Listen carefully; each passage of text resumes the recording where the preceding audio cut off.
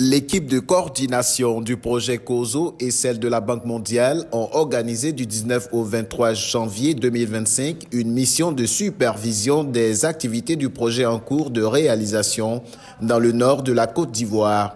Ce projet, piloté par le Conseil Coton, Anacad Carité, vise à faciliter l'accès des communautés bénéficiaires aux infrastructures socio-économiques de base dans les domaines de la santé, de l'éducation, de l'hydraulique, des marchés ruraux, de l'accompagnement des groupements de femmes et jeunes à travers des activités génératrices de revenus.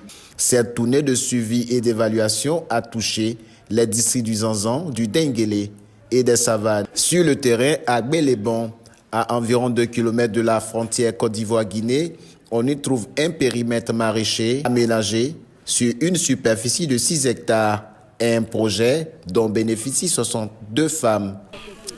On fait jardin, on fait oignons, on fait choux, aubergines, piments, on fait un peu de tout. Les gens de COSO qu'ils ont envoyés. Avant là, on était trop fatigués. On partait couper bois. On ne creusait plus. Maintenant, là, il n'y a plus dedans. Ils ont envoyé grillage pour nous, de l'eau, et beaucoup de choses. Donc, là, on est très contents, on est satisfaits. De l'autre côté de la frontière Côte d'Ivoire-Burkina, ici dans le village de Bakombi, un marché rural, des centres de santé, tout ceci à la satisfaction des bénéficiaires. Voilà,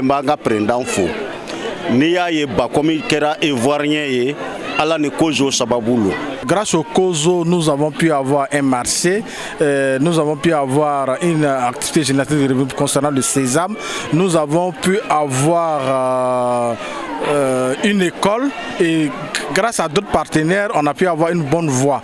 Cette visite, conjointe de l'unité de coordination du projet de cohésion sociale dans les régions nord du Golfe de Guinée et de la Banque mondiale, a permis aux émissaires d'avoir les chiffres clés des projets déjà réalisés et ceux en cours d'achèvement. Nous sommes actuellement ici à Bouna avec l'équipe de la Banque mondiale pour la mission d'appui. Il s'agit d'une mission de supervision qui a pour objectif de faire un peu le point de réalisation du projet. À ce stade, les résultats sont satisfaisants dans la mesure où ces résultats sont visibles sur le terrain. À ce jour, plus de 900 000 personnes sont bénéficiaires du projet. Également, plus de 775 villages ont été touchés par les activités du projet. Également, en termes de création d'emplois, c'est l'un des éléments les plus importants, l'un des motifs de satisfaction de ce projet. Plus de 40 000 emplois ont été créés dans le cadre de la mise en œuvre de ce projet.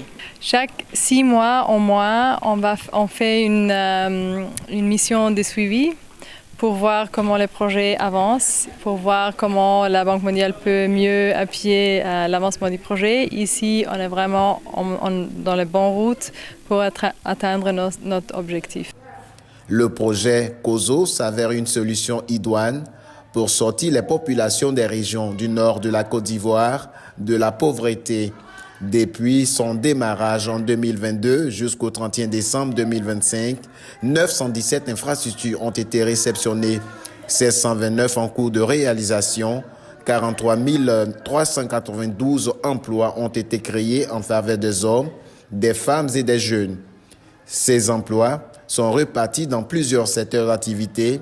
Il s'agit notamment du maraîchage, de la transformation, de l'élevage et des services de transport. Le projet COSO constitue ainsi un véritable moyen de création d'emplois et d'insertion socio-économique des populations en zone rurale.